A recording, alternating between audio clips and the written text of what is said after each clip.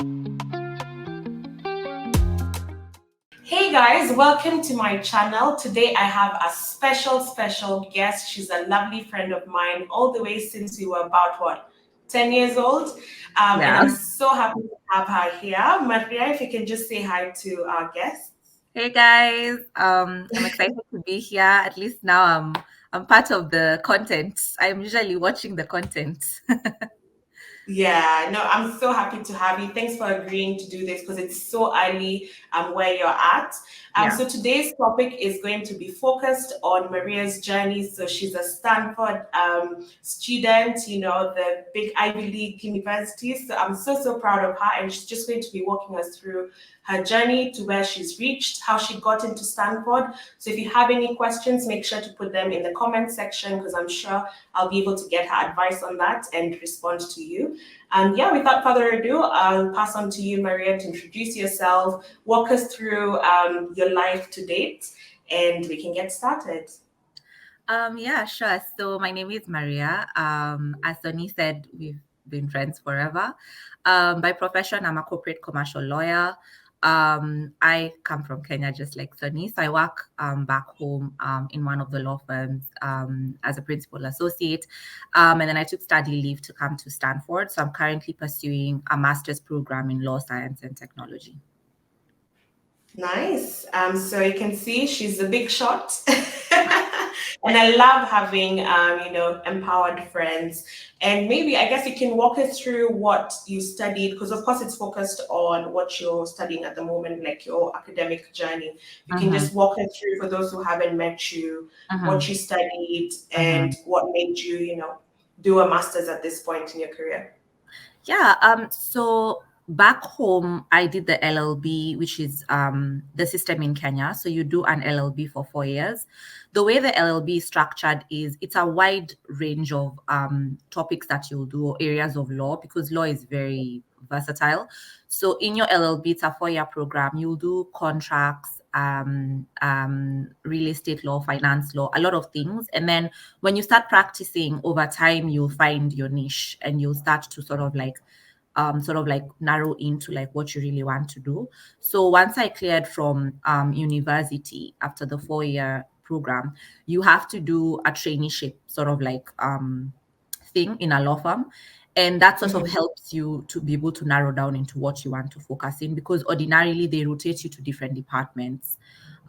So once you've done, like, you'll do majorly corporate real estate, tax, energy law, and then you choose when you become an associate what you want to do. So I chose corporate. Now within corporate, there's also a lot of things. Usually there's mergers and acquisitions. Sonia, I'm sure you heard of private equity, Yeah. restructuring, like all that stuff is now in within the bracket of corporate. Wow. And so I've been doing that. I've been practicing in that area in different like fields that have to do with corporate law. Some lawyers will do, for instance, litigation. So they go to court and they litigate, etc. So for corporate lawyers, mostly for us, it's like transactional work. Mhm. And then, in the last few years, I just developed this passion for tech. I always have had a passion for tech. Back in school, I did do some courses on ICT law, which is tech law. And then at the law firm, when I started advising like tech companies or just learning about how the world is changing, everybody has experienced the COVID-19 pandemic. So when that broke out, you're also in the thrust of thinking through what happens to businesses now that there's a pandemic, what happens to contracts. Businesses have Mhm. also come up with new models, hybrid models. What happens to employees? How do we navigate this? I'm sure you saw almost everywhere laws were being enacted, directives here and there, just to be able to adapt to the situation.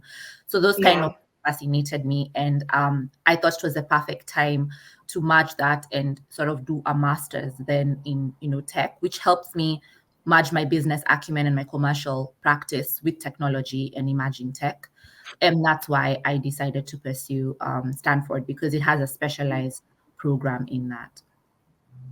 Oh, and maybe if you can just walk our viewers through the process you went through to decide on the university. Of course, there is the focus on what you wanted to study, but I'm sure Stanford wasn't the only one offering that course, right? So, Yeah. what process did you go through to finally settle on Stanford? Yeah. So in my list, I applied to 5 universities actually. And I was primarily looking at the UK and the US. The UK just because the system is very akin to Kenya. The education system is very akin, and as well as the social lifestyle. So that's why for me, primarily the UK just fit right. And in the UK, I looked at Cambridge, LSE, which is the London School of Economics and Political Sciences, and Edinburgh. And then in the US, I looked at Stanford and Harvard. The reason why I was also looking at the US is just because of the focus and just to have like a different outlook on things. Um, the thought process behind the schools is a lot of things. Actually, there's one, yes, what you want to do, but there are also other factors like finances and like just what would work best with your situation. So you want to have like a wide array, and that's why I sort of like went for a wide scope. And also you don't know what you'll get into. So it's good to have like Yeah. different schools that you're checking out that would have maybe something similar to what you want to do. Um, I I was fortunate to get accepted to those schools. And then Oh, that okay. yes. Oh, um, yeah. yeah. So and then at that point, I think it was now a matter of now when you're really narrowing down to what you want. I would say that check the program whether they have what you want to do, because that's important. If you're going to do a master's, you should be doing what you love or what you're passionate in. But at the same time, like, you need to look at also you can talk to alumni from the school, like social factors. The city also really affects people, even the weather. Right now I'm here visiting in the UK, and this is bad weather, but even the weather like will Yeah. dictate sometimes where you want to be. So for Yeah. me, it was a mix of factors, and just also wanting to spread my net as wide as I could to make sure at least I get one school. Yeah. Now that's really useful to know. And I guess even me personally, because I haven't done my master's yet, I'm very, Mhm, very interested in knowing what did mhm, you do to prepare? Because I mean, clearly it's a success story for you. You got all the universities you applied to. So what did mhm. you do to prepare for that? So in terms of preparation, the first thing is just researching. That's you yourself. You have to do a lot of research. That's number one. So basically, going on the internet, checking the websites of the schools. There's a lot of information you can find on the website itself. And then the second thing is finding people in your circle who have done this before, because they can give you a lot of practical advice that maybe you wouldn't find on the internet. So for instance, your people can either be your close friends, your family, or even your schoolmates. Like maybe for me, back home I did my LLB. So in my university, you could find people who you schooled with who've also done their masters, which was something that actually really helped me. So I looked for Yeah. people who had already done their masters. Some of this, the program was the same, it's in law. So they were able to tell me, like, okay, for this school, this is what you need to do. Also, because schools have different requirements, a lot of the times you'll be sending your documents, like your transcripts, your grades, recommendation letters. So there are people who are able to already tell you, like, this is what you need to do.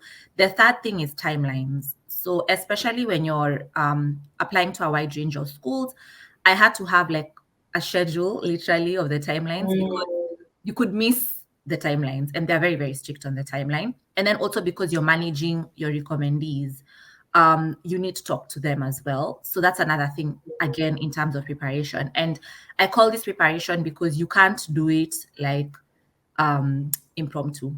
It takes a lot of time, because you're reaching out to people to recommend you. They will prepare a draft for you, and you want to give them enough time to prepare something good. The next thing is also just checking the specific requirements of the school in terms of the tests you might have to do.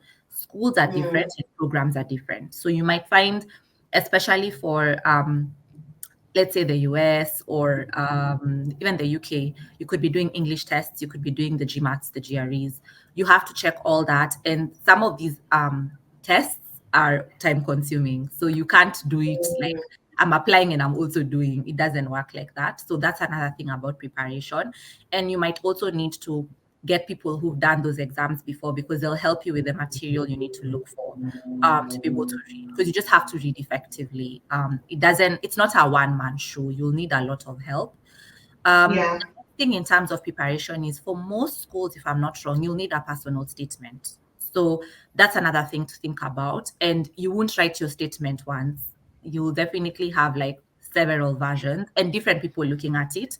And one thing I Mm, remember doing was, I think I also reached out to you, Sonny, because what I would do yeah. was I would talk to people who are in my field, but also my friends who are doing something else. Because when you have like a third party who's not a lawyer reading your statement, there's a lot of valuable input they can give you. Just that, does it make sense? Is it just normal Yeah. English? Does it sound well? Do you feel like you want to read this? So that's, I think, a key thing about preparation. Don't just look at the people like in your realm of what you're doing. Just look for also people who maybe a friend or your mom who can just give you Yeah. general input. Um, yeah, and then the last thing, which I guess is saving the best for last, is financing. That's a very big factor. And I would actually say that financing will drive a lot of decisions for a lot of people. And that is something you need to start, honestly, even a year or two before. Just because Mm, scholarships are quite the process is there's a lot of essays you're going to do, there's a lot of thinking you're going to do, there's a lot of people you're going to have to reach out to.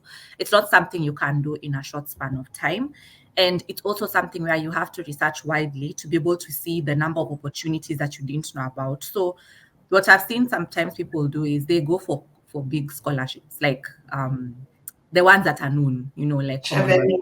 Yeah, yeah. like most times, like people are very, because those scholarships. But the thing about it is, definitely because they're big scholarships, they're very competitive and very few people get it. So you find that maybe there are smaller scholarships or scholarships that give you like just a small push, or not maybe like full Mm, funding. But if you have like small ones, then it can add up to yeah. helping your financing. So I remember getting that advice from someone, that don't just focus on the big scholarships, and also look within your country as well. There are a lot of times you find that there are scholarships in your country that you didn't even know about. There are foundations, there are organizations, there are companies, and you didn't know this. Yeah. Mm. No, that's very, very useful. And I really like that you've given very good details. Like, I think it's very practical, how you've Mm-hmm. broken it down.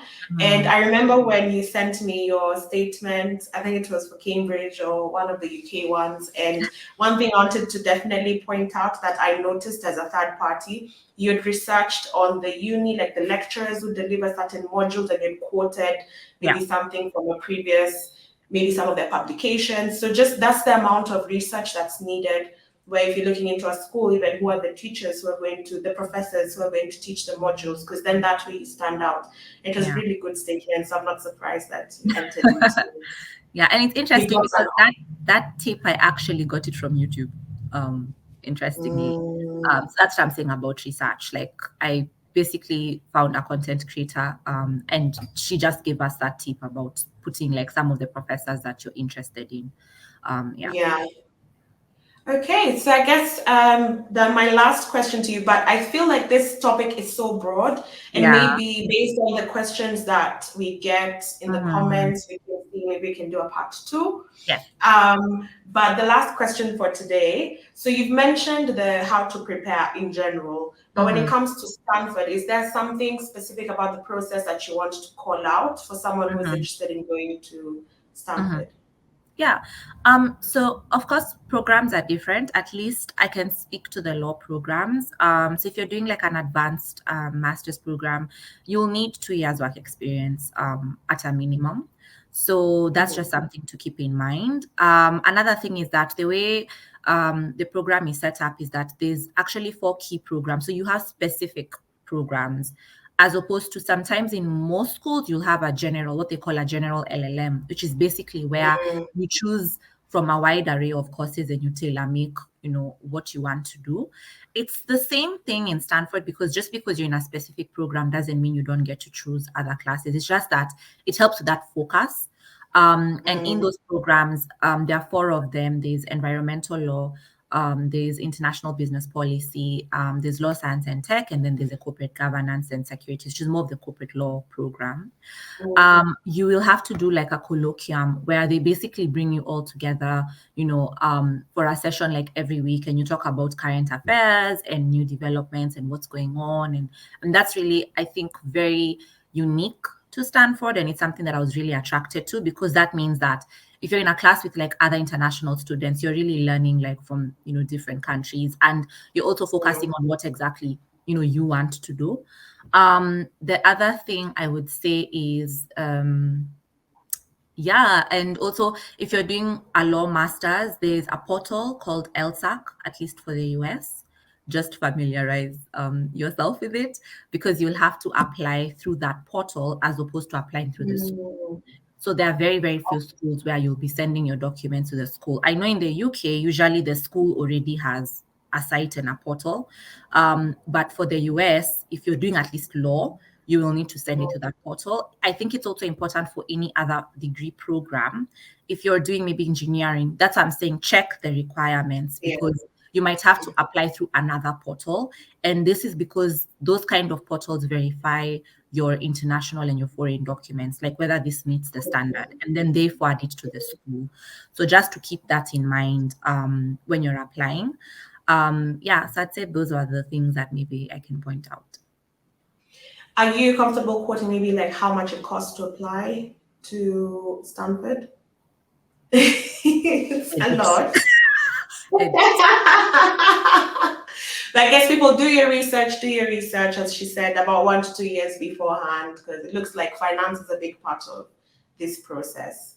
Yeah, but I'm really happy to have. Go ahead, sorry. No, I was just going to say, financing is a big part. Usually, if you want to know how much it is, it's usually there on the school website. I can't speak to a general figure because again, programs are different. But for sure, once you just type in like even masters in finance or MBA program in X school, the fee is always there. In fact, the school provides an estimated budget of everything you need, including your cost to be there.